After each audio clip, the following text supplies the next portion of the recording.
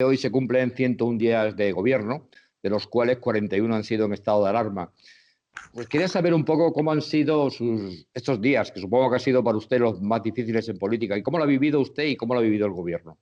Bueno, lo hemos vivido básicamente con preocupación, con cierta angustia, yo creo que en esa medida como todos los ciudadanos, porque también tenemos nuestra esfera personal y privada y por lo tanto en ese sentido igual que los ciudadanos, pero lógicamente agravada por la responsabilidad, que es la que no tienen el resto de ciudadanos y que le corresponde al gobierno.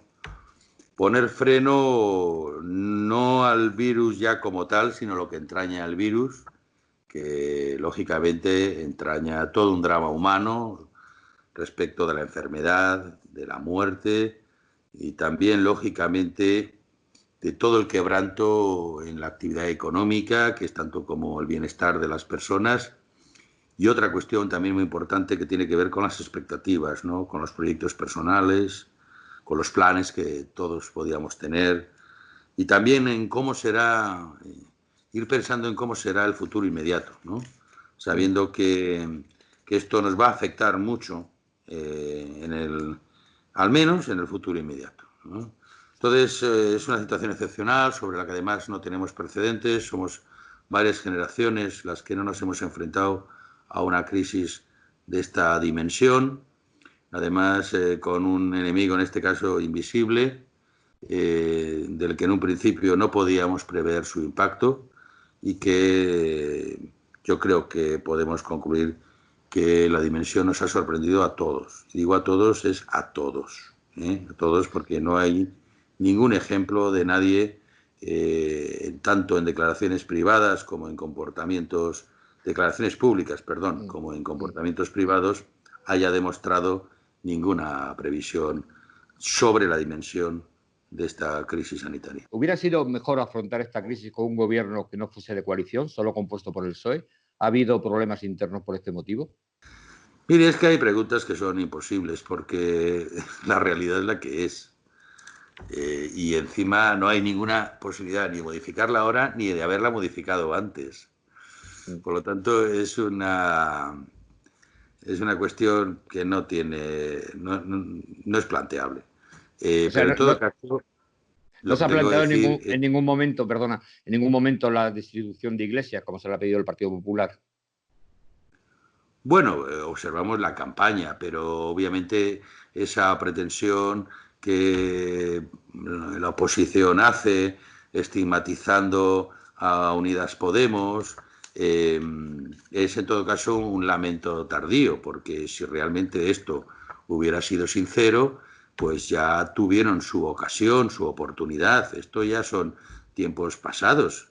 Lo lamentable es que no sean tiempos aprendidos, pero todo eso ya lo hemos vivido. De hecho, hubo unas nuevas elecciones, precisamente porque algunos siguieron empeñados en su interés particular, ¿no? Y en su interés partidista. Ahora lo que corresponde es asumir que el gobierno es el que es. Ese es el gobierno.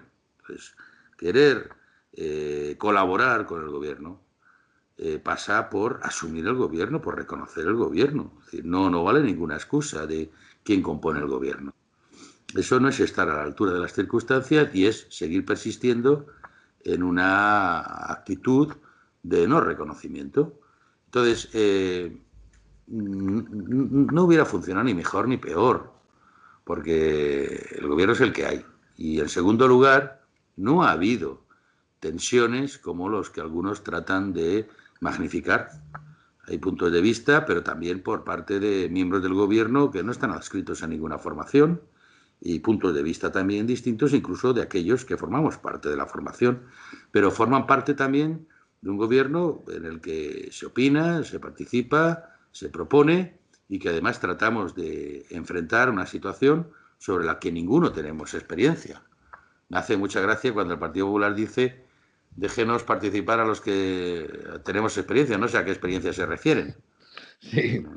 No es objetiva, ese comentario Mm. no responde a ninguna situación objetiva. Yo quiero decir que no, y lo digo en primera persona como parte de este gobierno y por lo tanto desde mi experiencia personal, no hemos tenido ningún desencuentro, ni ninguna confrontación dentro del gobierno. Todos hemos asumido la importante responsabilidad del momento y todo está supeditado a intentar, de una parte, reducir, aminorar, minimizar, dentro de todas las posibilidades, el sufrimiento humano que comporta la enfermedad y el fallecimiento en algunos casos, y de otra parte, como insisto, todo el daño que en la situación de bienestar le puede afectar a los ciudadanos. Y yo creo que en este aspecto de intentar preservar el bienestar de la ciudadanía, es el gobierno que más ha hecho en la historia de este país.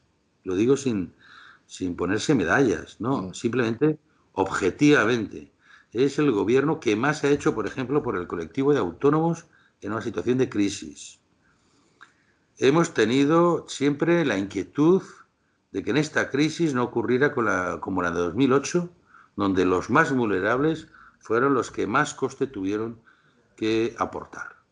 Y por eso nuestra inquietud ha sido rápidamente pensar en aportaciones económicas para los trabajadores a través de los expedientes de regulación temporal de empleo. Lo hemos pensado también en situaciones laborales muy particulares, como las que aprobamos en el último gobierno respecto a aquellos trabajadores que cambiaron de empresa y han sido despedidos al poco de estar en la nueva empresa, para que tengan también un subsidio. Y estamos planteando también de modo ya universal, para afectar en general a que toda la población tenga al menos una prestación, en la renta mínima vital. Por lo tanto, esta inquietud no se ha tenido en otras crisis. Lo mismo en el aspecto de la vivienda, lo mismo en todo lo que tiene que ver con políticas sociales, para que los colectivos que puedan verse temporalmente perjudicados por esta situación la puedan enfrentar, y aquellos que ya partían de una situación de vulnerabilidad no se agrave esta situación. Y esa sensibilidad no la ha tenido otro gobierno. Y además ha coincidido, curiosamente, esta crisis con un gobierno comprometido con los más vulnerables, con más sensibilidad por los más vulnerables, pero sobre todo con un gobierno comprometido con una cultura de lo público. Y yo me pregunto, con toda la dimensión, la gravedad de esta epidemia, ¿cómo lo hubiera enfrentado un gobierno de derecha que no cree en lo público? Que entiende que todo debe estar en función del mercado, y del mercado, de su propio funcionamiento, sin intervención alguna, se derivan beneficios de los que puede aprovecharse el conjunto de la sociedad. Esto que es absolutamente falso, porque no conlleva la redistribución de los beneficios. Pues yo lo que tengo que decir es que este gobierno no es un gobierno experto en epidemias, ni este ni ninguno de los que nos ha precedido. Pero este es un gobierno comprometido con la gente que en peor situación está, y comprometido con el sentido de lo público. Y si algo esta situación, esta crisis, nos ha arrojado varias lecciones, varias. Una de ellas es el valor de lo público. Es el valor de lo público. Los aplausos a la sanidad pública son hoy, pero hace unos años esos aplausos eran manifestaciones, y algunos de que hoy aplauden quizá no valoraron la importancia de aquel momento, donde los sanitarios salían a la calle para impedir los recortes. Ahora se asume el carácter de lo público, y lo mismo puedo decir en la educación. Ahora vemos lo importante que es para una situación como esta tener un sistema de educación público moderno, digitalizado, que permita en esta situación seguir impartiendo educación, ¿no? En fin, yo creo que esa es una de las experiencias, y insisto, muchas veces, y viendo además los debates que se producen en el Congreso, creo que, pese a lo que diga la ultraderecha respecto de críticas de este gobierno, yo creo que ha sido casi una mejor que tenga que encarar este gobierno esta situación. Usted ha calificado de miserable la actitud que ha tenido el PP en esta crisis, en alguna entrevista que le he leído. ¿Considera que con la actitud que tiene el Partido Popular es factible, es real poder llegar a unos pactos de la Moncloa? Bueno, lo de miserable hay que contextualizarlo, porque fue a la pregunta de una declaración del señor Maroto que nos consideraba miserables. Ah, bueno, sí. Entonces, yo dije que lo miserable era determinada actitud política. Pero Sí. porque previamente se nos había tildado de miserables, y yo lo que vine a decir que lo miserable realmente era utilizar de modo oportunista esta crisis. Si es posible o no es posible es, digamos, menos importante. Es de segundo orden en importancia, porque más allá de si es posible o no es posible, lo que nosotros tenemos claro es que es necesario. Y como necesario que es, tenemos que intentarlo, haciendo abstracción muchas veces de críticas difícil de encajar. A veces pues hay que minimizar la respuesta o la reacción que a uno le podría provocar determinados comentarios, calificaciones o falsedades. Lo que cuenta es la necesidad. Y en este caso estar a la altura no solamente de las necesidades del país, sino del sufrimiento del país. Y eso hace que tengamos que anteponer la necesidad del acuerdo. El acuerdo es fundamental, porque es evidente que además tiene efectos incluso terapéuticos. No se sale de la crisis con actitudes de desunión y de división, de enrarecer la opinión pública, porque eso enrarece también los sentimientos y las emociones. Y no hay crisis sanitaria que en ese contexto ayude. No ayuda, ni siquiera desde un punto de vista sanitario. Por lo tanto, pero más aún cuando tratamos de relanzar la economía de un país, de relanzar el marco de amparo social por parte del Estado, algo que evidentemente pues, surge en estas situaciones de crisis. Cuando hay crisis, todo el mundo gira la vista hacia la capacidad protectora del Estado. Luego entonces es cuando nos damos cuenta de la importancia del peso del Estado, de la dimensión que tiene que tener el Estado, frente a actitudes más allá de las crisis que aportan el neoliberalismo, que siempre está apostando por la reducción del Estado. Ahora es al contrario. Todos miran hacia la capacidad protectora del Estado. Y en eso nos tenemos que poner también de acuerdo.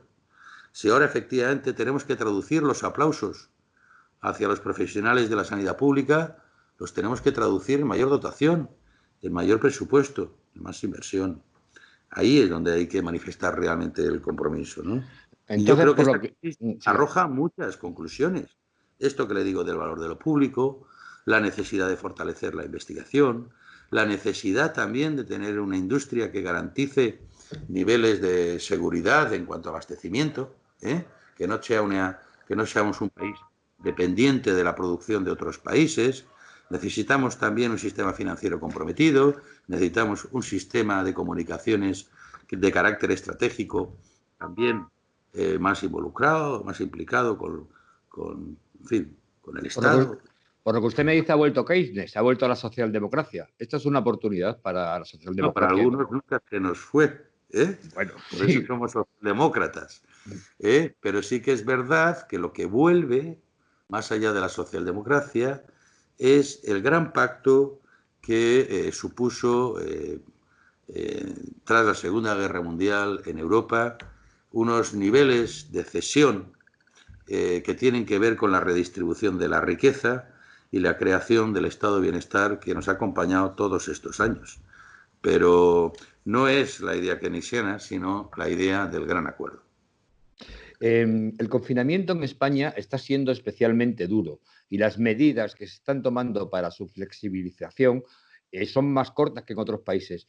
¿Eso por qué es? ¿Hay miedo a la actitud de la oposición? ¿Hay miedo al PP y por eso se está siendo tan prudente?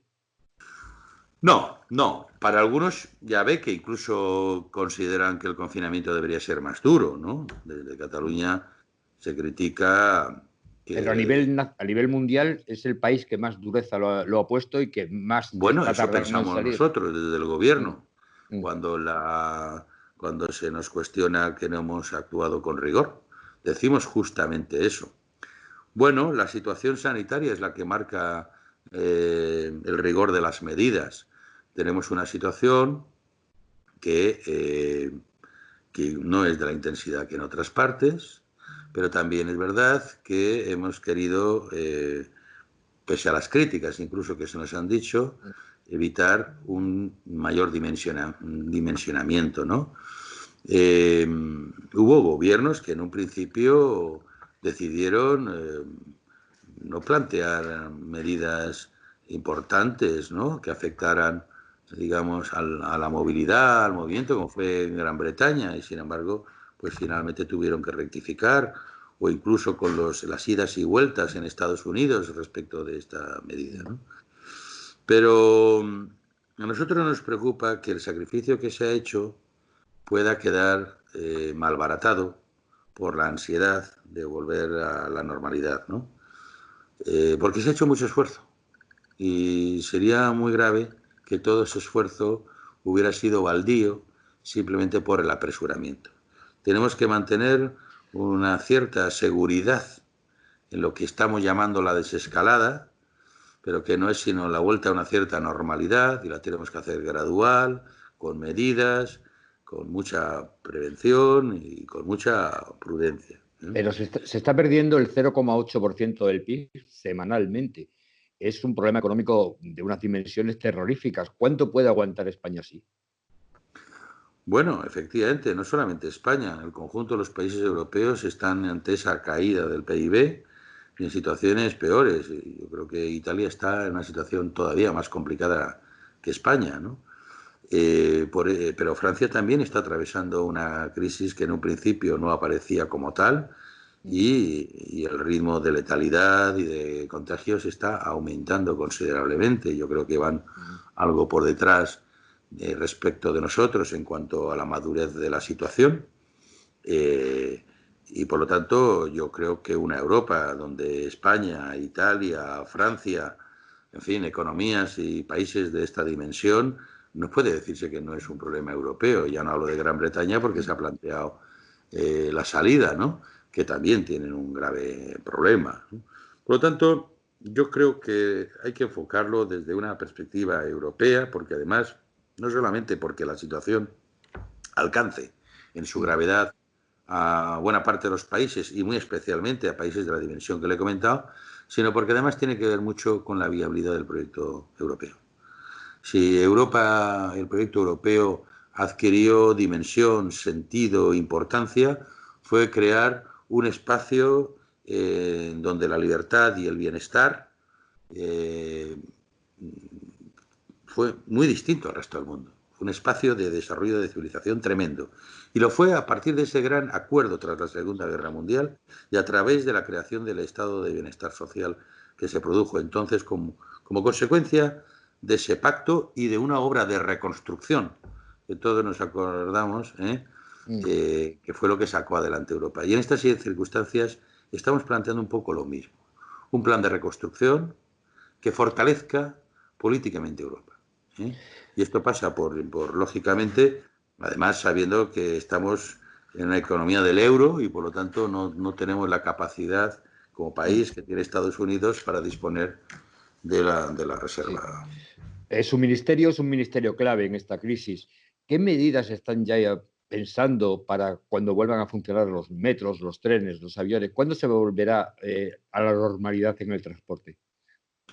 En este ministerio hemos tenido que desempeñar una gestión que yo digo que es antimisión, ¿no? Porque en definitiva nuestra misión era promover la mayor inversión pública posible, generar todas las infraestructuras que podíamos, en fin, llevar a cabo con una presión muy importante en este sentido, y generar la mayor conectividad y movilidad posible. Y de pronto tuvimos que hacer la labor contraria, de no promover movilidad, sino al contrario. Entramos en una fase de deconstrucción de toda la misión que tenía este ministerio. Y en este sentido tuvimos que cambiar toda nuestra cultura, ¿no?, nuestra misión, en definitiva. Y lo hemos hecho promoviendo la reducción de movilidad, porque este era un elemento fundamental para impedir la propagación del virus. Era evidente que la movilidad es o las medidas que favorecen la movilidad es lo que favorecía también la propagación del virus. Hemos tenido que hacer toda esa fase de deconstrucción progresiva, y yo creo que ha funcionado. Ha funcionado. y lo hemos conseguido, sin mayores inconvenientes. Más allá del primer día, en un momento puntual, en el metro de Barcelona o en la estación de Atocha en Madrid, que rápidamente se resolvieron, no volvieron a ocurrir y que nos permitió también aprender de aquello, ¿no? Pero hemos ido deconstruyendo todo esto. Ahora, para la reconstrucción, este ministerio es fundamental. Fundamental porque la reincorporación a la actividad debe ir acompañada de la movilidad y, por lo tanto, de garantizar la movilidad. Pero en un sentido donde tenemos que incluir o medidas de distanciamiento o medidas de prevención sanitaria para evitar, lógicamente, que la movilidad vuelva a constituir un medio para la propagación del virus. Por lo tanto, vamos a estar sometidos a un cierto estrés en ese sentido, todo el sistema de transporte público. Y también, de alguna forma, las ciudades con un potencial incremento del transporte privado. Así es que este va a ser un elemento fundamental en la desescalada, en la que ya estamos trabajando con las comunidades autónomas, porque tenemos que, lógicamente, trabajar conjuntamente en medidas de coordinación, especialmente en las grandes ciudades. En eso estamos trabajando. De otra parte, en lo que tiene que ver con la obra pública, ya se volvió a recuperar la actividad, no con mucho ritmo, pero sí ya se permite esa actividad desde el último estado de alarma, lo mismo que en la construcción, con algunas limitaciones en materia de reforma, y además yo creo que con una buena experiencia, porque fue el resultado de un acuerdo entre patronal y sindicatos acordado, y por lo tanto ha sido un reingreso a la actividad de un modo pacífico y sin problemas.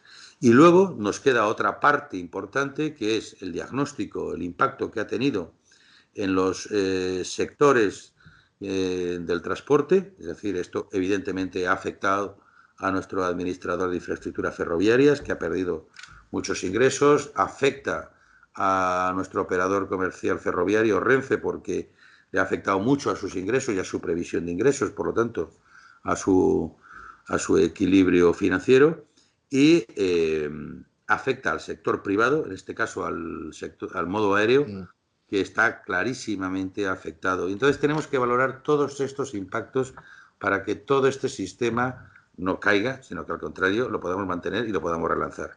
Y finalmente, toda la reconstrucción económica, sin duda, tiene un instrumento comprobado y verificado de palanca, que es la inversión pública.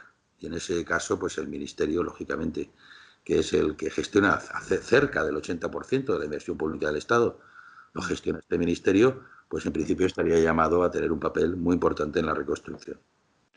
Ustedes han dado mucha información, digamos en cantidad, pero en calidad se les reprocha cierto oscurantismo. Por ejemplo, ¿por qué no dan los informes que se trabajan en la comisión de expertos? ¿O por qué no se informa de las empresas con las que se está contratando?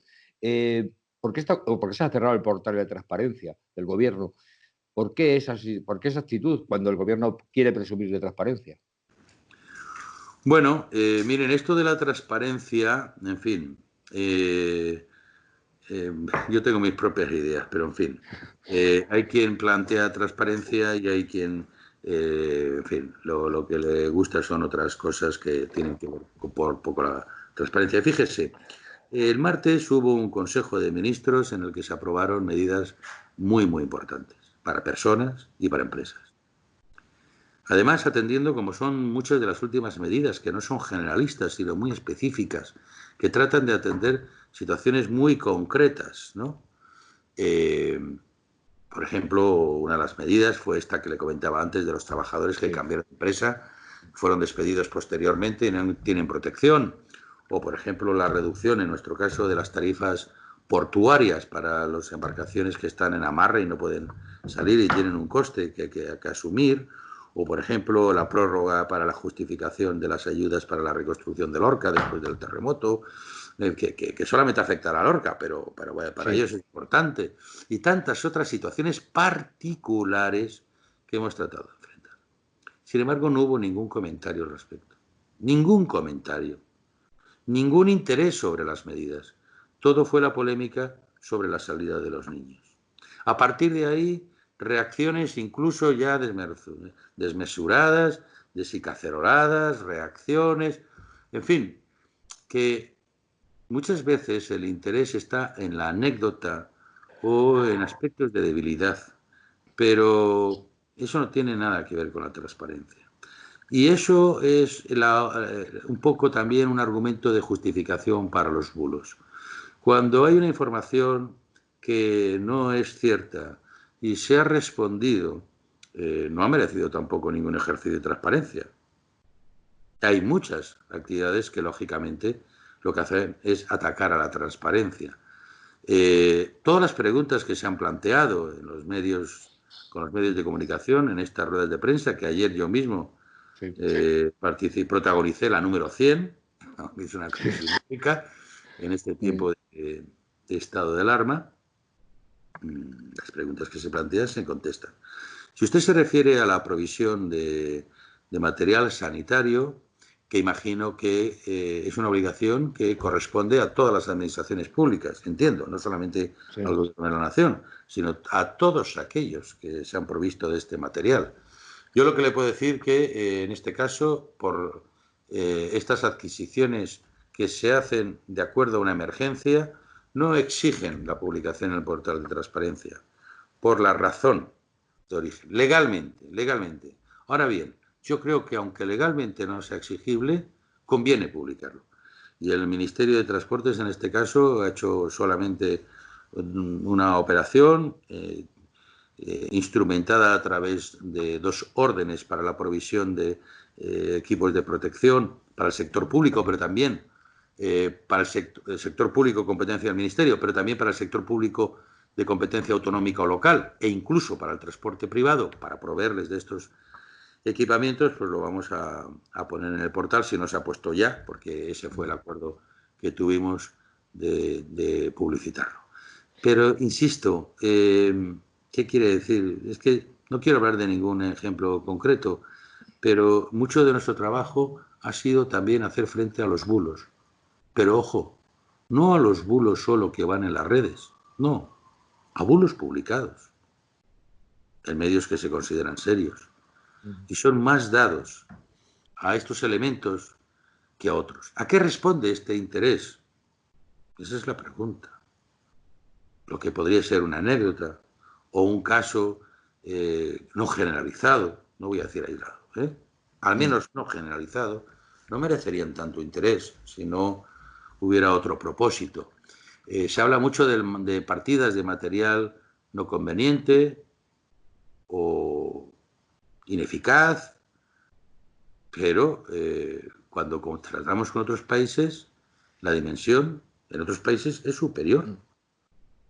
También es probable que se plantee la misma polémica que aquí. No digo que no se plantee, porque cuando uno tiene oportunidad de mirar en otros países, pues esta reclamación sobre los materiales, los medios de producción, pues vemos que también se producen en Francia y que hay protestas y que hay críticas. Pero, sin embargo, aquí se vive como si fuera lo único en el mundo. Para muchos, España es el mundo. Y la mejor forma de entender una pandemia es, lógicamente, de modo global. Pues muchos utilizan la transparencia no precisamente para aclarar las cosas, sino para tratar de encontrar elementos que puedan debilitar la gestión de un gobierno. No, ya que hablaba de bulos, le iba a preguntar también la gente que está poniendo en cuestión que el gobierno ataca la libertad de expresión a raíz de las declaraciones de la orden de la Guardia Civil. ¿Qué opina de esa situación? ¿Qué opina de esa acusación que está calando bastante contra el gobierno? Pues si me permite una licencia, libertad de expresión me gustaría tener a mí, para contestar a todo lo que Ejércela. Lo puede usted ejercer ahora mismo. Que otros ejercen. Mire, la libertad de expresión es un derecho y como tal, con una carga positiva tremenda. A lo mejor los que hemos vivido tiempos donde no había ninguna capacidad de libertad de expresión lo entendemos más. Otros que no han tenido esa mala experiencia lo entienden de otro modo. Hay quien entiende también la libertad de expresión como un derecho exclusivo. Y aquellos que vivimos aquellos tiempos nos dimos cuenta que había quien tenía efectivamente mucha libertad de expresión. Incluso la libertad de someter la expresión de los demás. Pero eso le digo, libertad de expresión es un derecho. La actividad criminal y delictiva no constituye derecho. La injuria y la calumnia, tratar de generar inquietud, desestabilizar a un gobierno mediante la falsedad y la criminalización, no constituye ningún derecho. Ningún derecho. El otro día un compañero me decía, oiga, el derecho a la movilidad existe, pero el derecho a la movilidad no te da derecho a atropellar a la gente que te encuentres por el camino. Y con la libertad de expresión pasa lo mismo. De hecho, constitucionalmente, todos los derechos, todos los bienes jurídicos que merecen protección, todos están limitados. ¿Por qué? Porque han de convivir con otros derechos que también merecen protección. Y la libertad de expresión no es un derecho ilimitado, porque también hay otros derechos fundamentales de la persona que tienen que ver con el honor y que tienen que ver con la veracidad. Y por lo tanto, merecen también protección. Y ahí, cuando hay colisión, es cuando plantean los límites a tales derechos. Pero me hace gracia que te reclamen libertad de expresión los que en tiempos de normalidad plantearon una ley que se conoce como la ley Mordaza. Y hoy no había ninguna situación excepcional. Me hace gracia que defiendan la libertad de expresión y la democracia aquellos que homenajean la dictadura. La verdad es que muchas veces uno no tiene respuesta porque la perplejidad te anula la capacidad de respuesta. Pero aquí no hay. Me parece tremendo, además, cómo pues un poco pasa como con los aplausos de los profesionales sanitarios. Hay quien es capaz de aplaudirle y de aplicarle inmediatamente un recorte de personal. Y lo mismo pasa con la Guardia Civil y la policía. Es estupenda si te sirve a los intereses. Pero cuando no responde cuando uno quiere, ya no es lo mismo. Ya no es lo mismo. Entonces yo creo que el general de la Guardia Civil, no sé si posiblemente se confundió entre dos conceptos que no son lo mismo, que es el Estado y el gobierno. El Estado afecta a todas las instituciones, al conjunto de las instituciones que además garantizan el orden y la convivencia en el país. Posiblemente ese fue el lapsus, además de profesionales que tampoco es que estén muy acostumbrados a la exposición, ¿no? Ni siquiera los que estamos acostumbrados manejamos convenientemente todas las situaciones y muchas veces yo particularmente incurro en muchos deslices, llevado por mí. Pero es normal. Pero yo creo que si uno efectivamente está viendo a ver por dónde falla, pues sí, es fácil que te pillen. Pero si uno, al contrario, aplica una actitud empática, comprensiva, y trata de entender lo que uno quiere decir, la reacción es otra. La reacción es otra. Y aquí lo que ha habido es una reacción aprovechando pues una expresión pues quizá poco rigurosa para justificar la persecución de algo que es delictivo, que es inventarse informaciones para desestabilizar, calumniar. Mire, todos estamos en redes y a todos nos llegan muchos vídeos con falsedades tremendas, de aquel transportista que tenía un montón de material sanitario que no se le dejaba transportar y luego eran paquetes de folios, ¿no? Sí, lo he visto. Que hemos visto ahora con el tema de los seguidores de Facebook, ¿no? Con un vídeo mirando seguidores. Uno cabe pensar que el que lo denuncia es el que lo provoca. ¿Cuándo va a poder salir la gente a la calle? ¿Qué escenario hay? ¿Va a haber otra prórroga de confinamiento? ¿O puede decir que el confinamiento a partir del 12 de mayo ya no va a ser igual? Bueno, vamos a ver, es que aquí hay un problema. Uno que se llama la responsabilidad. Cuando uno no tiene capacidad para dar respuestas asertivas, pues lo que tiene que intentar es no darlas. Porque hay algo peor que, en fin, que no hacer las cosas, que es decepcionar. Alimentar expectativas es muy fácil, pero la decepción tiene un coste muy importante. Yo creo que, más bien, desde el punto de vista de alumbrar, de seguir manteniendo la esperanza, de que las emociones no se transformen en negativo. Soy partidario de ir generando incentivos, ¿no? Es decir, que tienen que ver mucho con el comportamiento, ¿no? Si un comportamiento da resultados positivos, pues hay que aplicar incentivos que alivien la situación. Yo personalmente, y digo ya personalmente, soy muy partidario de una política así, que permita además comprobar los resultados del esfuerzo que se plantea, ¿no? Por lo tanto, yo creo que la política de incentivos debe darse. Ahora, por ejemplo, pues que los niños puedan salir. A lo mejor no salen como nos gustaría que salieran, pero el hecho de abrir ya una ventana de oportunidad, que además, digamos, que dé respuesta al sacrificio que se ha hecho, ¿no? Que sea un alivio o una respuesta positiva. Yo creo que eso hay que hacerlo. Hay que hacerlo y eso nos obliga a ajustar mucho la desescalada y también la ubicación en la que el espacio en el que se plantea, ¿no?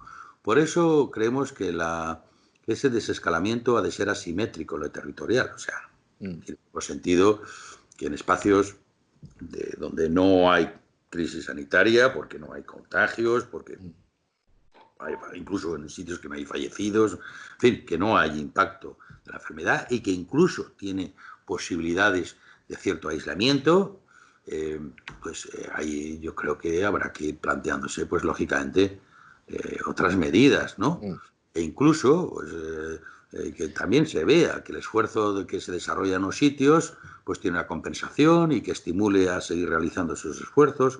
Por eso es que hablamos de una desescalada asimétrica. Ahora, ¿cuándo? Comprometerse con fechas, diciendo el 12 de mayo, tal, yo creo que es muy atrevido, muy atrevido. No es creíble, porque no sabemos sanitariamente cómo vamos a estar. Ahora mismo, con los datos sanitarios que tenemos, vemos que hay un control de la situación. Pero no podemos decir que estemos en la salida. No podemos decir, tampoco podemos asegurar que no pueda haber repunte. En definitiva, yo creo que la semana pasada y lo que llevamos de esta, estamos hablando de una cierta estabilización. Es verdad que no están creciendo mucho el número de contagiados, de nuevas situaciones de contagiados, pese al incremento de las pruebas, que podría haber dado un nivel mayor, que hay un control de fallecimientos, pero es que, aunque haya control de fallecimientos, estar en torno a 400 fallecimientos diarios es una barbaridad. Es una barbaridad. Y por lo tanto, no nos puede dar, por más ansiedad que tengamos, por más ganas que tengamos, no nos puede apresurar a tomar decisiones de ese tipo. Yo cuando veo que Vox vota que no al estado de alarma, no tengo que entenderlo como una reacción al gobierno. Eso sería quitarles mucha responsabilidad. Como al gobierno nos gusta, votarle que no. No. Lo que tienen que pensar es que imagínense que no sale el estado de alarma y que el próximo día, es decir, que se acabe, pues sale todo el mundo a trabajar, todo el mundo a los colegios, todos a hacer vida normal. Eso es la posición de Vox ayer. Si acabamos con el estado de alarma, lo que estamos diciendo es que todo el mundo a trabajar y todo el mundo al colegio, porque además el que no lo haga, lógicamente estará expuesto a un despido, estará, por supuesto, fuera de toda la protección social de estas medidas que hemos planteado. Esa es la consecuencia de su voto. No es dejar claro que no le gusta este gobierno, eso va de suyo. Sabemos que no le gusta. Sabemos, y a nosotros nos lo reafirma también en nuestra identidad, dicho sea paso. Pero esa irresponsabilidad de que no pudiera salir, o fundamentan su voto en la convicción de que ya serán otros los responsables y por lo tanto es una licencia de irresponsabilidad que nos podemos permitir. No, a mí me parece, eso es de lo que tendríamos que estar hablando también. Porque no es justo que esté todo un país confinado y sacrificado y algunos se permitan tales licencias. No es justo. Y encima mantengan esa actividad de minar la moral del país, de minar las instituciones del Estado, generando desasosiego, malestar, intranquilidad, de estar generando emociones negativas en la población. Algún día se tendrá que ver, y espero que aquellos otros que han estado haciendo el sacrificio señalen claramente la actitud de algunos. Espero.